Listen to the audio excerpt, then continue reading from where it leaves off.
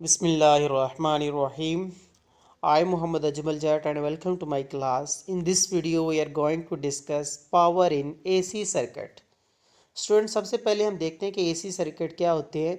AC circuit जैसा कि आपने देखा था, AC through resistor, AC through capacitor, AC through inductor, AC through RC circuit, इसमें जितने भी आपने एलिमेंट यूज़ किए थे, रजिस्टर, कैपेसिटर, इंडक्टर, उनको आप कहते थे कि एसी सर्किट है। अब उन एसी सर्किट में जो पावर डिसिपेट होती है उसको हम कैसे फाइंड करेंगे, उसको हम आज देखेंगे। पहले आपने क्या देखा था कि उसके अक्रॉस जो पोटेंशियल ड्रॉप होता है तो उसको फाइंड किया था, उसके इम्पीडेंस को कैलकुलेट किया था। अब हम देखते हैं कि पावर की डेफिनेशन क्या है। Electric power define as the product of potential difference and current is called power in AC circuit, जिसको हम मैथमेटिकल फॉर्म में लिखते हैं P is equal to V I. V आपके पास है पोटेंशियल डिफरेंस, आई आपके पास है करंट और P आपके पास पावर है। ठीक है, इसको V रूट मीन भी लिख सकते हैं, I रूट मीन भी लिख सकते हैं। स्टूडेंट आप ज़रा देखें, पावर एक स्केलर क्वांटिटी है, वोल्टेज और करंट ये दोनों आपके पास एक वेक्टर है।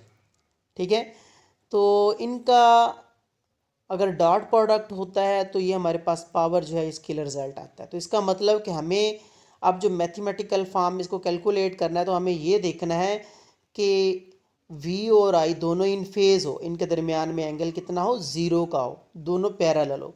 This is valid if V and I in phase.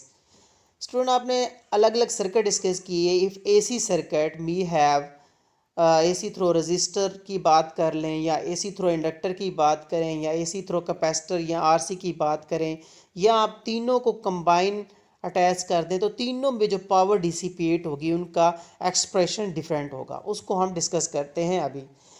Power in AC circuit में सबसे पहले हम देखते हैं कि पावर इन प्योरली रजिस्टिव में क्या होती है। अगर हमारे पास प्योर रेजिस्टिव है तो उसके लिए पावर डिसिपेट क्या होती है। आपने देखा तो रेजिस्टिव के लिए मैक्सिमम पावर डिसिपेट होती थी। कैसे होती थी वो उसको आज प्रूव करते हैं। आपने देखा था स्टूडेंट कि पावर डिसिपेट का जो फेज़र डायग्राम देखी थी कि वी और आई दोनों एक दूसरे के पैरेलल थी। जब ये दोनों एक दूसरे के पैरेलल हैं तो इनके दरमियान में एंगल क्या है, ज़ीरो का है। तो आप इसी पावर वाले फार्मूले में पुट कर दें, P is equal to V I cos theta. Theta आपके पास है ज़ीरो, तो cos zero is equal to आ जाता है वन, तो P इज इक्वल टू आ जाएगा वी आई। ये आपके पास मैक्सिमम पावर डिसिपेट हुई है सर्किट के अंदर, कि वोल्टेज कितना दिया है, करंट कितना दिया है, उतना ही आपके पास पावर होगी। अब हम बात करते हैं power in purely capacitive. Capacitive में जो कैपेसिटर, अगर हम एसी थ्रो कैपेसिटर की बात कर रहे हैं स्टूडेंट, उसमें जो पावर डिसिपेट होगी उसको हम देखते हैं। तो इसमें आप दो तरीके से पावर को डिसिपेट फाइंड कर सकते हो। Power in purely capacitive circuit is zero. कैसे ज़ीरो होती है, क्योंकि वोल्टेज लैग करता था करंट से 90 एंगल पे, तो इसीलिए करंट के लॉन्ग वी का जो कोई भी कंपोनेंट नहीं था। तो आप इस तरह लिख सकते हो कि P is equal to zero I. Zero आपके पास वी ज़ीरो है ना, क्योंकि आई के लॉन्ग नहीं है, तो इसलिए इसी वैल्यू को आप ज़ीरो पुट किया तो आपके पास जो है इसकी वैल्यू आप फाइंड कर सकते हो कि P is equal to zero I, और आपके पास पावर ज़ीरो आ गई। या तो एक ये मेथड है, या आप दूसरा आपके पास मेथड है, वो ये है कि आप इसकी फिगर को देखें। आप इसकी फिगर को देखेंगे तो आपके पास क्या होगा कि ये आपके पास एक सर्किट है, करंट और वोल्टेज के दरमियान में 90 का एंगल है। 90 का एंगल है तो इसी वैल्यू में आप पुट करें, P is equal to V I cos 90 आ जाएगा। जब कॉस 90 पुट करेंगे तो आपके पास क्या हो जाएगा जी, कॉस 90 इक्वल टू ज़ीरो होता है तो पावर इसमें ज़ीरो आ जाएगी। इसी तरह अगर हम बात करते हैं पावर इन प्योरली इंडक्टिव की। इंडक्टर, अगर स्टूडेंट एसी थ्रो इंडक्टर की बात करिए, उसमें हमने देखा था कि वोल्टेज लीड कर रहा है करंट को। ठीक है, तो उसके लिए आपने जो फेज़र डायग्राम देखी थी वो आपके पास ये थी कि वोल्टेज और करंट के दरमियान में 90 का एंगल है। तो आप फार्मूला यूज़ करें पावर का, P is equal to V I cos theta. Theta आपके पास 90 है स्टूडेंट, तो उसको पुट करें तो आपके पास P is equal to V I cos 90 आ जाता है। कॉस 90 इक्वल टू ज़ीरो होता है, तो लिहाजा पावर जो आपके पास जो प्योरली इंडक्टर में है वो ज़ीरो है। इसी तरह हम देखते हैं पावर इन आरसी सर्किट में।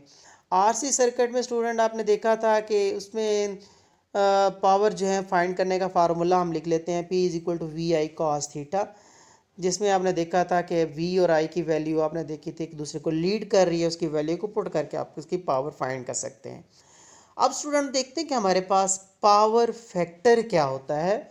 पावर फैक्टर की डेफिनेशन क्या है, पहले वो देखते हैं। Power factor define as the ratio of real power to apparent power. Student real power apparent power क्या होती है उसको हम एक और डेफिनेशन में डिस्कस कर लेते हैं। The ratio of consume power to applied power. Consume power, जो आपने पावर खर्च की है, कंज्यूम की है, उसकी रेशो कर दिया अप्लाइड पावर के साथ, तो ये आपके पास पावर फैक्टर होगा। फार्मूले में आप मजीद इसको समझ सकते हैं कि पावर फैक्टर इक्वल है consume power divided by applied power. Consume power क्या है स्टूडेंट, वो आपके पास है V I cos theta. V I cos theta के उनके दरमियान में एंगल कितना है, वी और आई के दरमियान में, ठीक है। तो ये आपके पास कंज्यूम पावर होगी, ये डिपेंड करता है इनके एंगल पे। और अप्लाइड पावर क्या है, वो आपने वोल्टेज दिया और करंट दिया, ये वी आई आपके पास अप्लाइड पावर है। और वी आई को वी आई से कैंसिल कर दे स्टूडेंट, तो पीछे बच जाएगा कॉस थीटा। पावर फैक्टर है आपके पास cos theta in AC circuit, which is maximum in purely resistive. ये पावर स्टूडेंट प्योरली रेजिस्टिव में मैक्सिमम थी, प्योर कैपेसिटर में और प्योर इंडक्टर में ज़ीरो थी। ओके स्टूडेंट, आई होप कि आपको ये लेक्चर अच्छी तरह समझ आया है।